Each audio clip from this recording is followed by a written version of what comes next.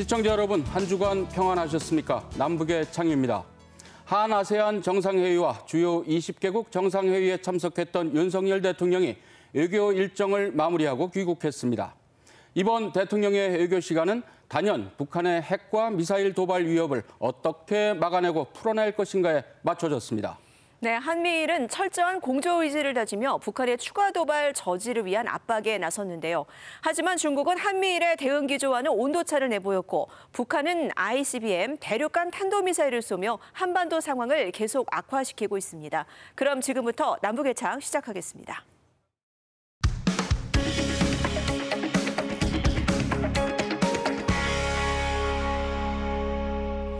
갈등을 이어가던 미국과 중국의 정상이 3시간이 넘는 첫 대면 정상회담을 했습니다. 두 정상은 서로의 핵심 이익에 대한 인식 차이도 확인했지만 관계 증진에는 뜻을 같이 했는데요. 북핵 문제 해결 방안에는 접점을 찾지 못했습니다. 이어 열린 한중 정상회담 역시 비슷한 상황이었습니다. 북핵 문제에 적잖은 인식차를 노출했습니다. 한미일 대 북중러의 이른바 신냉전 구도가 고스란히 드러났다는 평가인데요. 이슈엔 한반도에서 짚어보겠습니다. 바이든 대통령과 시진핑 주석이 긴 시간 악수와 환한 미소를 주고받으며 친분을 확인합니다. 모두 발언에선 견제보다는 협력을 강조하기도 했습니다. 我也期待同总统先生共同努力推动中美关系重回健康稳定发展的轨道 造福两国，惠及世界。 하지만 여기까지였습니다. 주요 국제 현안들을 논의했지만 공동 성명이나 합의문은 없었고 혹시나 했던 북핵 문제 해법 역시나 돌파구는 없었습니다. I thought they had an obligation to attempt to make it clear to North Korea that they should not engage in long-range nuclear tests. 반면 중국 외교부의 회담 결과 자료엔 북한이라는 단어 자체가 없었습니다. 북한의 합리적인 우려를 균형적으로 해결해야 한다는 점을 시 주석이 강조했다는 추가 설명만 덧붙였습니다. 왜냐하면 미중 경쟁 구도가 격화되고 있고 중국 입장에서는 미국하고 상대하기 위해서 북한이라는 이 이웃 국가가 매우 중요한 자산이에요, 지금은. 그렇기 때문에 정상회담 끝나고 바이든 대통령도 그랬잖아요. 중국에게 크게 기대할 수 없다. 회담 뒤 바이든 대통령은 북한의 도발을 멈추게 하기 위해 추가 방위 조치를 취할 것이라고 공개적으로 밝혔습니다.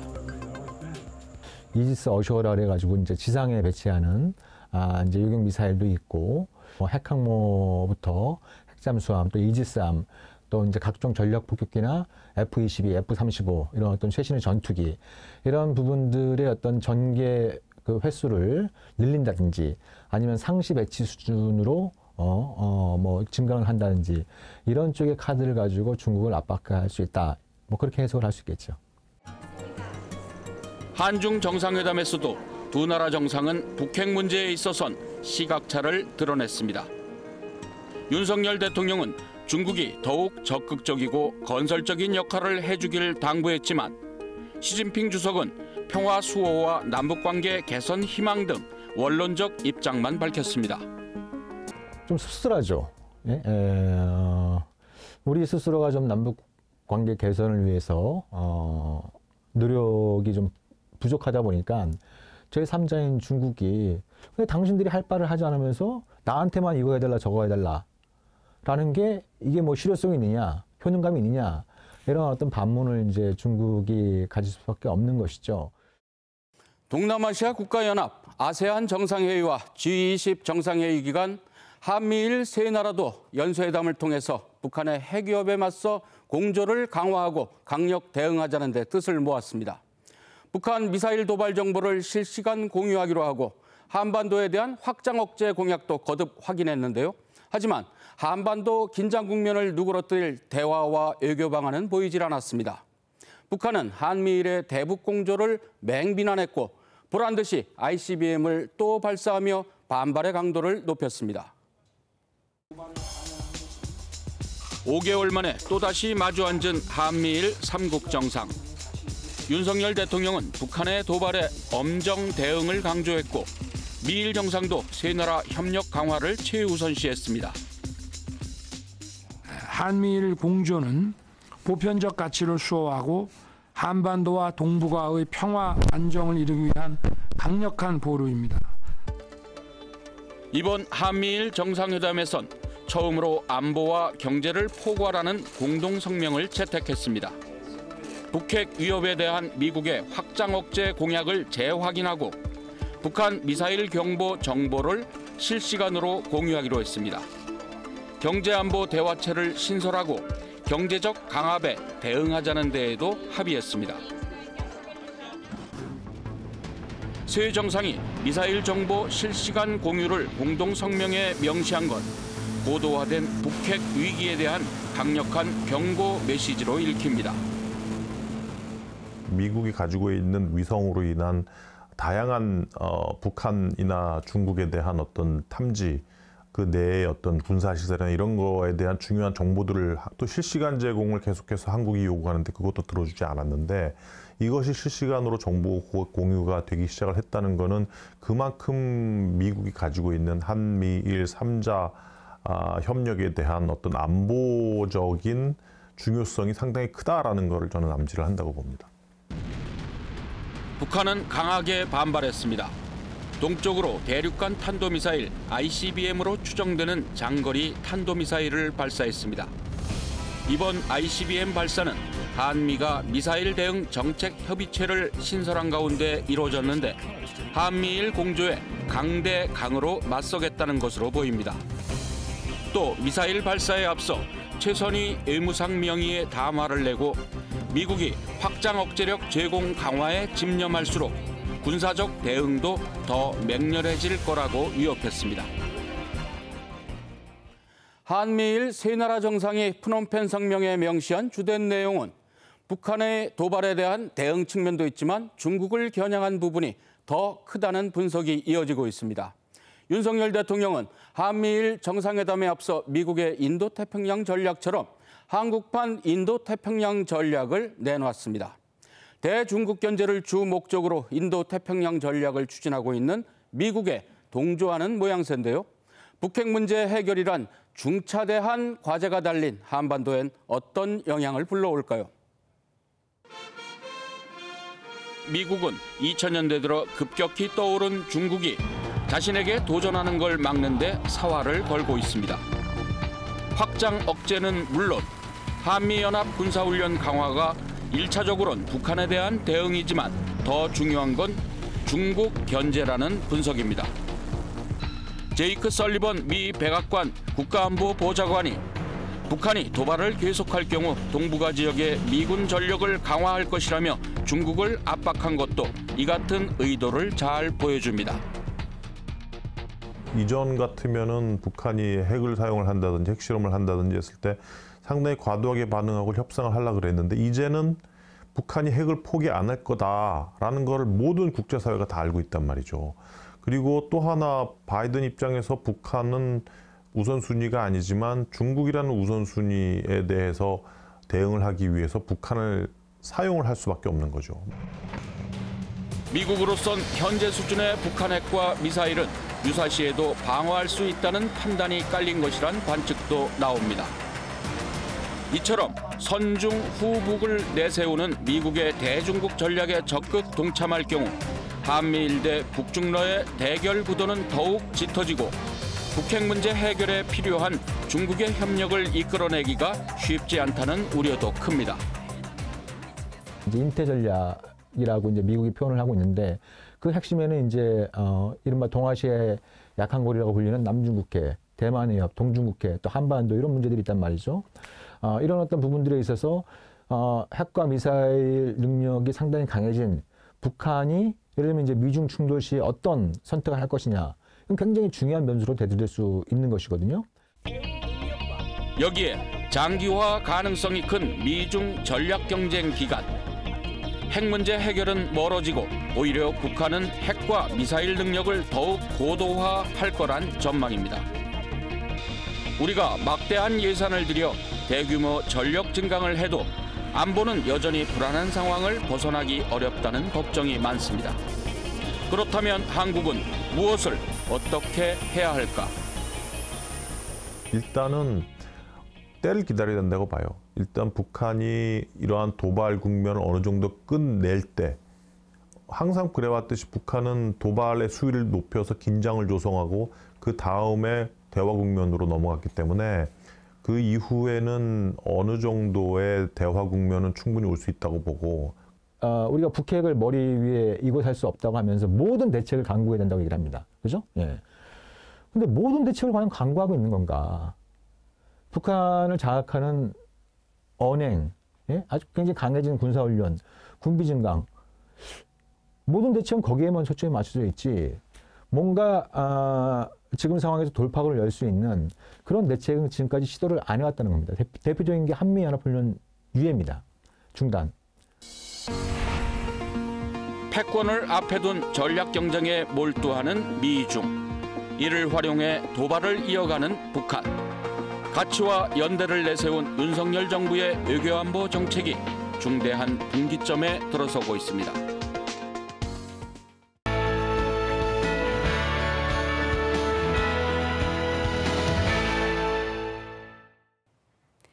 지난 8월 27일 백두산에는 이렇게 첫눈이 내렸습니다. 이달 들어 백두산에 더 많은 눈이 쌓였고 칼바람까지 불면서 혹한이 닥쳤는데요. 이 강추위 속에서 눈길을 뚫고 북한의 미래 엘리트와 대학생 등이 백두산에 오르고 있습니다. 꽃피는 봄이 아니라 한겨울 추위 속에서 고난을 이겨내며 백두산에 올라야 혁명 정신 무장이 된다는 논리인데요. 눈보라 속 백두산 답사 행군, 요즘 북한은 첫 소식으로 전해드립니다. 붉은 깃발을 앞세운 학생들이 앞을 제대로 구분하기 어려운 거센 눈보라를 헤치고 행군합니다. 그 각오가 남다른데요. 우리는 지금 백두산 쪽으로 오르고 있습니다. 정치 사상적 면에서나 정신 도덕적 면에서 새롭게 태어나야 한다는 각오를 가다듬으면서 오늘의 답사길을 힘있게 내딛고 있습니다. 목적지인 백두산 천지에 도착하자 모두 만세를 외칩니다. 김정은 위원장과 당에 대한 충성도 다짐하는데요. 혁명이 성사한 백두산정에 오르고 보니 조선혁명의 핏줄과도 같은 백두의 혁명 전통, 혁명 정신으로 더욱 세게 무장하는 이 길이 경의하는 총비서동지 사상을 철저히 관철하는 길이라는 것을 이 가슴속으로 더욱 깊이 절감하게 되었습니다. 험한 날씨에도 행군에 나선 이들은 당 간부를 양성하고 재교육하는 노동당 중앙간부학교의 학생들로 북한의 차세대 엘리트들입니다. 김일성 주석의 항일투쟁 상징이자 김정일 위원장의 고향이라고 선전하는 이른바 백두산 미령답사에 나선 겁니다. 2019년 12월 백마를 타고 백두산에 오른 김정은 위원장. 혁명 정신을 일깨우기 위해선 백두산 대학을 나와야 한다고 독려했는데요. 코로나19 사태 이후 잠시 주춤했지만 최근 백두산 사상교육을 다시 내세우고 있습니다. 백두산 지구 혁명 전적지 답사도 학생들이 각반을 치고 생능판을 헤치며 행군하고 자기 손으로 우등포를 피우고 밥도 지어 먹으면서 특히 김정은 위원장은 지난달 중앙간부학교에서 사상교육을 다시 강조했습니다. 이렇다 보니 평양시 당학교와 김일성 종합대학 같은 당 조직과 대학, 내각기관 등도 백두산 답사 행군을 이어가고 있습니다.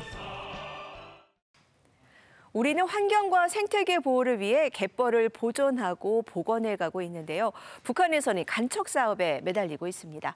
한 뼘의 땅이라도 더 만들어서 농사를 짓겠다는 건데요. 조선중앙TV에서는 최근 농업 생산량 목표치를 달성한 한 간석지 농장을 모범 사례로 소개했는데요.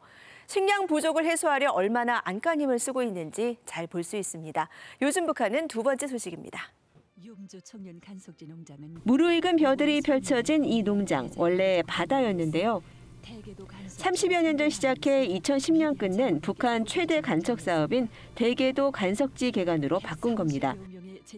당시 130여 명의 제대 군인들이 땀 흘려 개척했는데 소금기 탓에 식량 생산은 쉽지 않았습니다. 연기가 세서 서출을 거두지 못했습니다.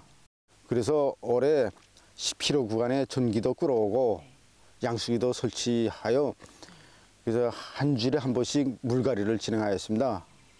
그리고 영양제도를 집중적으로 시비해서 올해 날곡을 거두게 되었습니다. 수확을 거두기까지 우여곡절도 많았는데요. 6월에 모내기 한 지 40일 만에 집중호우 피해를 겪기도 했습니다. 주민들은 10km에 걸쳐서 물길을 내고 쓰러진 모두를 일으켜 세우며 알곡사수에 정성을 쏟았고 올해는 알찬 성과를 거뒀습니다. 1차적으로 물법이 대책을 하면서 정말 많은 사람들이 동원됐습니다. 그 구간이 총 10km 구간은 됩니다. 최근엔 약 18제곱킬로미터의 새 농지를 기대하는 평안북도 월도 간석지 공사가 마무리 단계에 들어가는 등 김정은 위원장 집권 10년 동안 모두 12곳, 서울 면적의 3분의 1에 이르는 200제곱킬로미터를 개간했다는 분석입니다. 여기에 간석지용 작물도 개발해 수확량 증대에 힘쓰고 있습니다. 용도가 0.3%인 간석지논에서 높은 수확을 낼 수 있는 영저항성 벼와 여러 가지 농작물 품종들을 육성해서 국가농작물 품종으로 등록했습니다. 북한에선 1958년 압록강하고 비단섬 개간 지시를 시작으로 김일성 주석 때부터 먹는 문제 해결을 위해 간석지 개간에 온 힘을 쏟고 있습니다. 하지만 비료와 농업기술 부족으로 증산 효과는 크지 않고 용수 공급도 쉽지 않아 실제 경작지로 활용하지 못하고 있다는 평가도 나옵니다.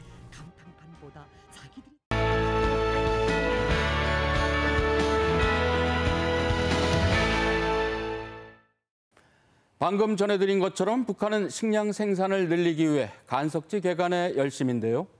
하지만 아무리 개간을 많이 한다고 해도 이걸 해결하지 않으면 아무 소용이 없는 문제가 있습니다.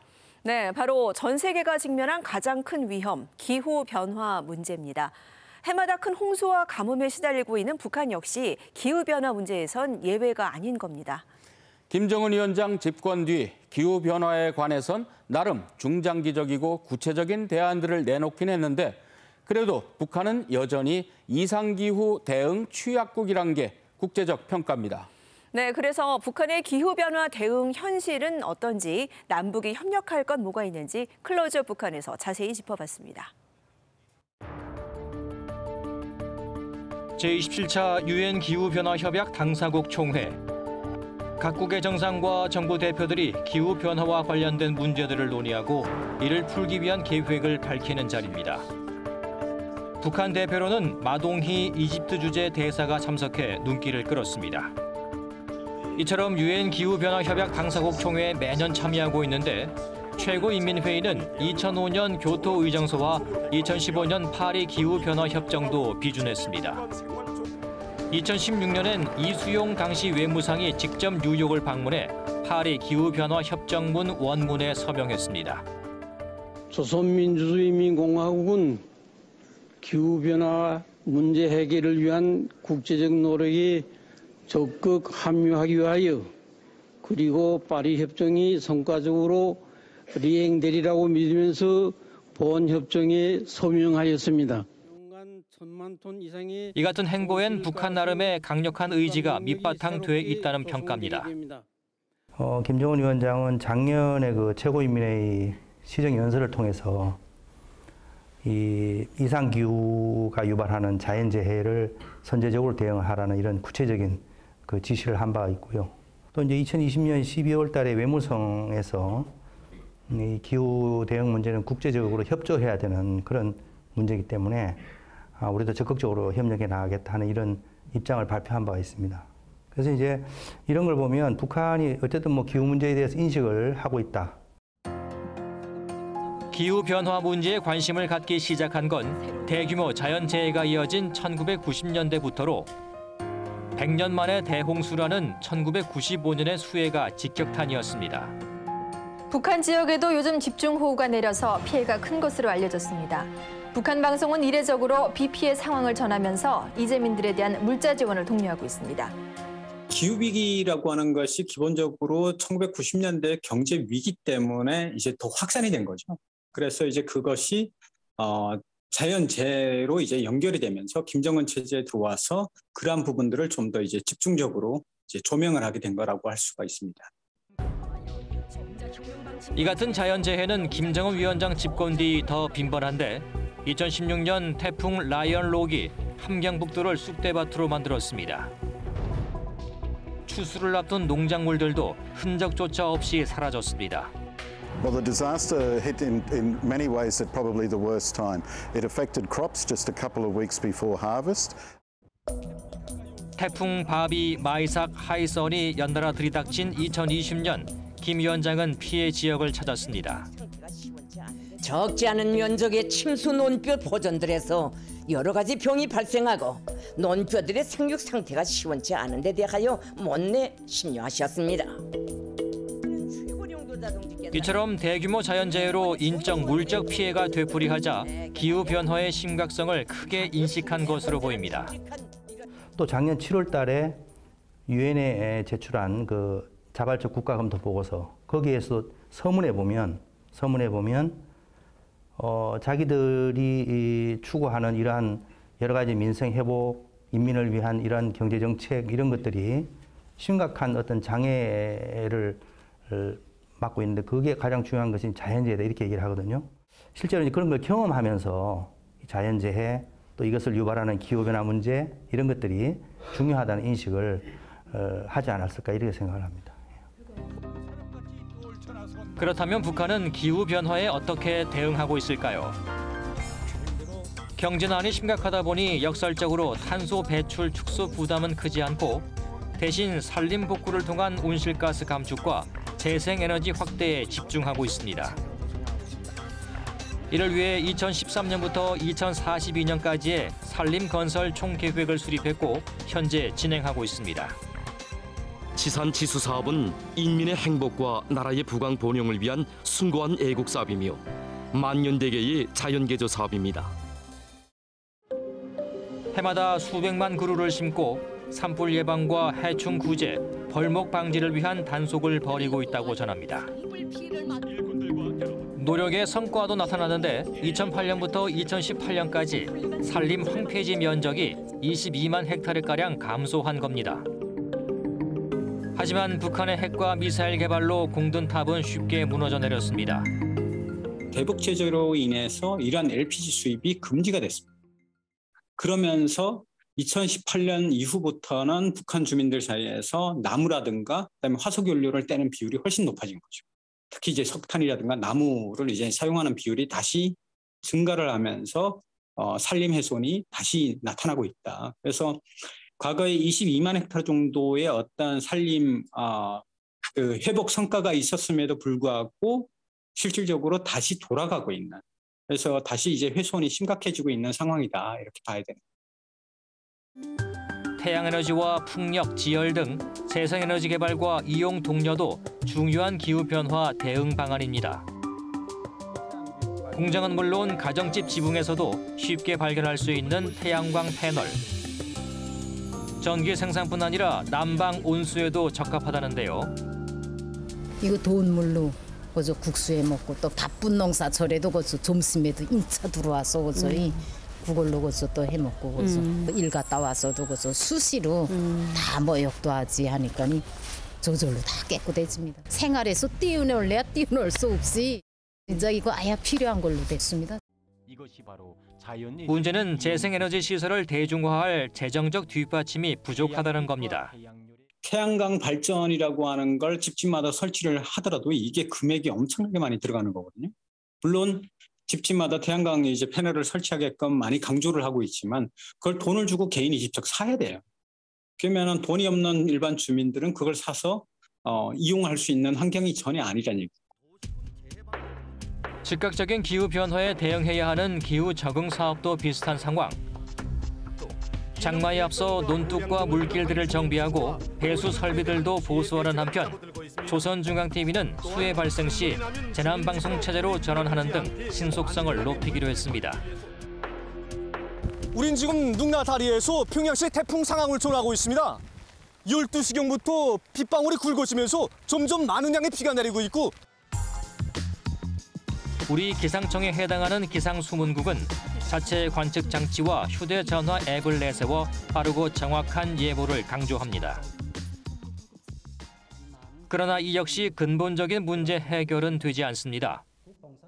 저수지라든가 아니면은 하천 정비라든가 그다음에 제방이라든가 이런 부분들이 굉장히 열악한 상태거든요.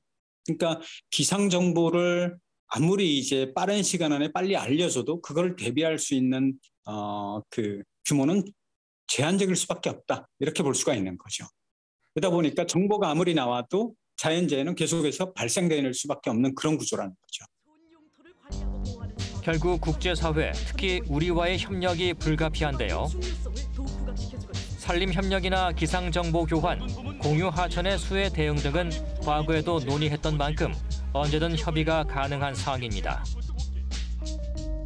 남북이 한반도라는 권역으로 묶여있는 만큼 우리도 기후변화를 신안보 차원에서 보고 북한과의 공동 대응 방안을 추진해야 한다는 평가입니다.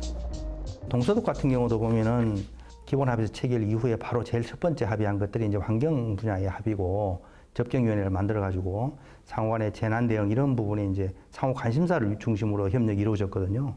그런 것처럼 우리도 이 기후변화 문제를 가지고 지금까지의 각각 분야별로 이렇게 좀 아주 분절적으로 합의가 됐던 것들을 기후변화라는 큰 틀에 묶어서 조금 더 상위의 어떤 기구, 이행기구 이런 걸 만들어가지고 대응을 해나갈 필요가 있다 이렇게 생각합니다. 미래의 후손만이 아닌 지금 우리의 생존을 위협하는 기후변화. 한반도에서 함께 살 수밖에 없는 남북이 지금의 대결을 뛰어넘어 기후위기 돌파에 힘을 모을 수 있을지 민족사의 또 다른 시험대가 다가오고 있습니다.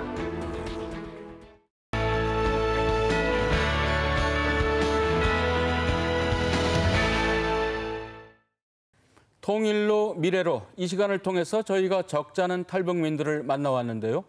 대다수가 자유를 찾아오거나 생존을 위해 또는 더 나은 삶을 위해 목숨을 걸고 탈북을 했던 분들이었습니다. 네, 그런데 오늘은 좀 다른 사연, 예기치 못한 상황 때문에 우리에게로 오게 됐다는 탈북민 한 분을 소개해 드리려고 합니다. 바로 피아니스트 황상혁 씨인데요. 이하영 리포터가 직접 만나고 오셨다고요. 네, 그렇습니다. 황상혁 씨는 북한의 최고위층 집안에서 나고 자라면서 엘리트 음악 교육을 받았다는데요. 이후 20여 년간 북한의 음악 명문 대학에서 교수로 재직하는 등 나름 인생의 꽃길을 걸어오신 분이라고 합니다. 네, 그런데 어떻게 그런 안정적 삶을 뒤로 하고 탈북을 한 거죠? 네, 전문가 대표단 자격으로 중국에 파견됐다가 사정이 생겨서 북한에 돌아가지 못했다고 하는데요. 자세한 사연 많이 궁금하실 텐데요. 먼저 한국 땅에서 새로운 음악 인생을 살고 있는 탈북 피아니스트 황상혁 씨의 요즘 활동부터 만나보실까요?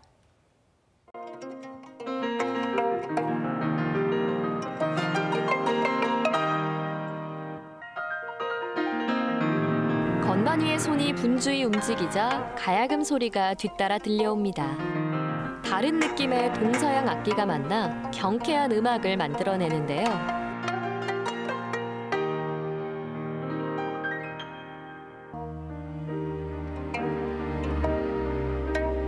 이어서 남과 북이 공유하는 민족 음악, 아리랑을 새 편곡으로 함께 연주합니다.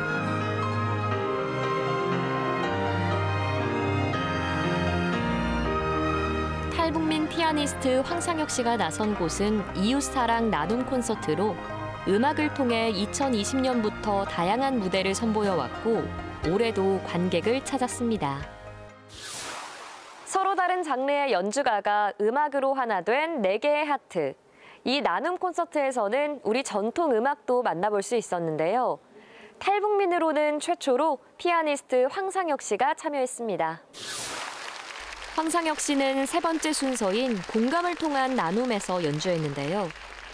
나만의 가야금 연주자 이준 씨와 함께 아름다운 하모니를 만들어냈습니다. 이 멋진 무대를 위해 한 달가량 연습을 같이 했는데 실은 우여곡절이 적잖았다고 합니다. 처음에는 말은 잘 통하지 않아가지고 선생님 뭐라고 말씀하셨죠? 다시 막 되묻거나 제가 말씀드렸을 때 선생님도 무슨 뜻이에요? 물어보시기도 하셨지만 하지만 시간이 흐를수록 더 가까워졌고 서로를 잘 알게 됐다는데요. 처음에는 고리감도 좀 있고 한국 음악가하고 처음으로 하다 보니까 많이 좀 경계하게도 되었고 실제 연습에 들어가서 그다음에 음악으로 소통하다 보니까 고리감이 다 없어지고 지금 이전보다 더 엄청 그 누구보다도 좀 가까워졌습니다. 더 나아가 연주를 통해 화합의 메시지까지 전하게 된 겁니다. 우리가 분단되어 있는 지금 안타까운 현실이지만 저희가 연주를 이렇게 한마음 한뜻으로 했듯이 이 음악을 듣고 차별을 넘어 희망을 소망하는 그런 마음을 담아 연주했습니다. 관객들은 어떻게 받아들였을까요? 아리랑은 뭐 저희도 평소에 잘 알지만 북한에서도 잘 아는 곡이라고 생각을 하고 남북이 좀 떨어져 있긴 하지만 노래로 음악으로 하나 되는 좋은 계기였던 것 같습니다. 한국 사회에서 점차 활동을 넓혀가고 있는 황상혁 씨. 어떤 사연을 가진 음악인인지 궁금하실 텐데요. 북한에선 최고급 엘리트 영재 교육을 받은 유명 피아니스트입니다. 김일성 주석의 측근 집안에서 태어난 황상혁 씨는 유복한 가정 환경 속에서 9살 때 어머니의 권유로 피아노를 처음 배웠는데요. 명문 평양예술전문학교와 김원균 명칭 음악종합대학을 졸업한 뒤 교수의 길을 걸었고 그야말로 탄탄대로의 삶이었습니다. 저도 지금 생각해놓고 보면 제가 그 북에서 남부럽지 않은 삶을 살았다는 거를 느끼게 되거든요. 제가 아까 살던 아파트에서 사람들이 다 우리 집을 부러워했거든요. 꽃길만 걷던 황상혁 씨. 그러나 예술교육 전문가 대표단으로 2011년 중국에 갔다가 인생이 바뀝니다. 당국의 지시를 어기고 한국 사람과 만났고 그 접촉을 이어갔던 겁니다. 좀 구속당하고 그러니까 제가 막 스트레스 쌓이고 하지 말라는 데서 잠깐만 또 하게 돼 그런 호기심도 그런 것도 있고 제가 그때는 사람들한테 숨기고 그 한국 사람을 접촉한 거를 저 혼자만 알고 있었는데 겁이 나더라고요. 이를 눈치챈 보위원이 그를 감시했고 귀국하면 처벌받을 것을 두려워하다 가족을 평양에 두고 2014년 탈북해 제3국으로 가려고 시도했지만 결국 한국 땅을 밟았습니다.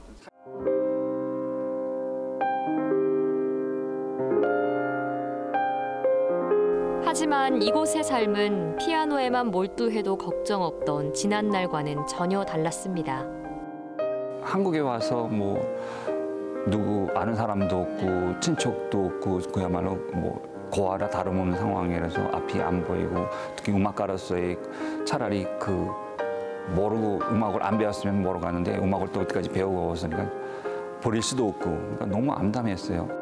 한국에 온 지 얼마 안 돼 큰 교통사고를 당하는 등 정착은 순탄하지 못했고 음악대학원에 진학했지만 어학 문제로 졸업하지 못하고 있습니다.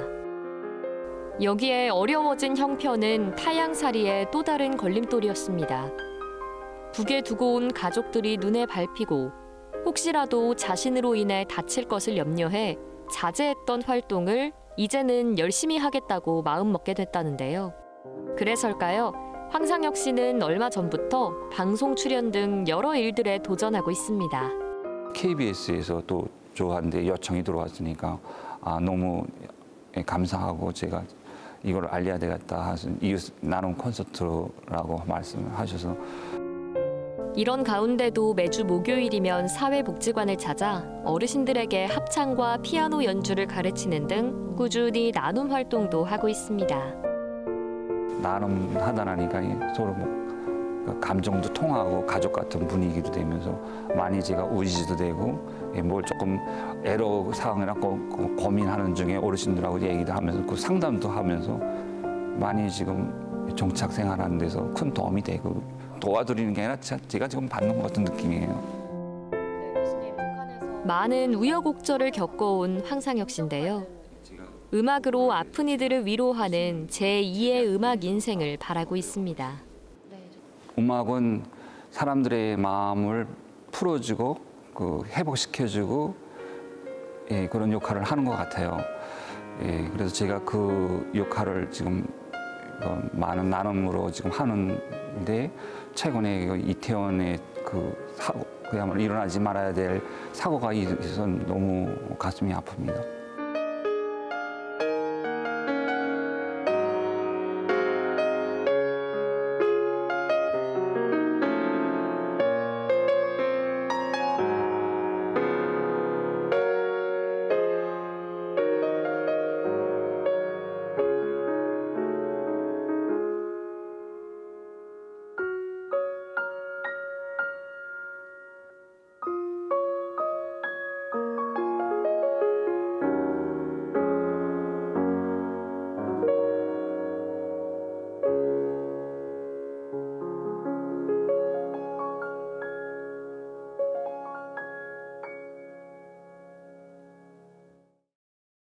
홍영희, 오미란, 그다음에 김정화 얘기 잠깐 해주셨는데 공통적으로는 좀 아까 잠깐 말씀해주신 이제 동글동글한 얼굴에 북한의 일반 주민들은 어느 배우를 조금 더 선호했을까요? 오미란이죠. 아 그래요? 네, 그러니까 오미란 씨는 그때 당시 현대적이다, 그러니까 현대미인이라는 그 개념을 깼어요. 일단 헤어스타일도 숏컷으로 등장을 했었고 네, 춘향전을 리메이크해서 신상욱 감독이 사랑 사랑 내 사랑이라는 제목으로 거기에 그럼 춘향역을 장선이라고 해서 장선희 네, 항상 그 고정관념을 갖고 있던 미인상이 아닌 거예요. 역을 잘해요.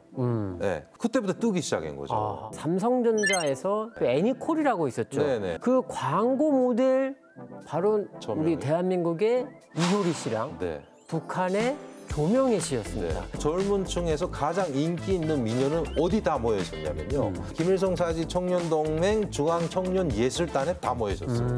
그 중에 한 명이 조명혜 씨였고 방송국 아나운서 바뀌었죠. 그렇죠. 이전 여성 아나운서들과는 상당히 좀 달라졌구나 이런 걸 느꼈거든요. 김 작가님 어떠세요? 이게 누구 때문일까요? 역시 우리 한국이거든요. 어느 지역에 미인이 많다. 뭐 해령에 뭐 많다. 뭐 이런 얘기가 있다고. 북한은 일단은 첫 번째로 해령 미녀 이런 이야기를 많이 해요. 맨밥에 된장을 찍어 먹어도 양심이 우선이다. 최근 북한 노동신문에 이런 기사가 실렸는데요. 바로 당 간부 등 지도층의 청렴 결백을 주문하는 기사였습니다.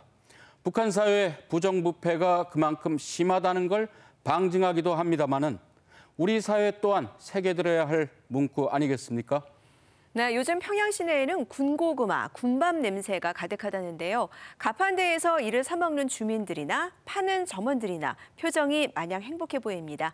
이 영상 전해드리면서 이번 주 남북의 창 인사드리겠습니다. 고맙습니다.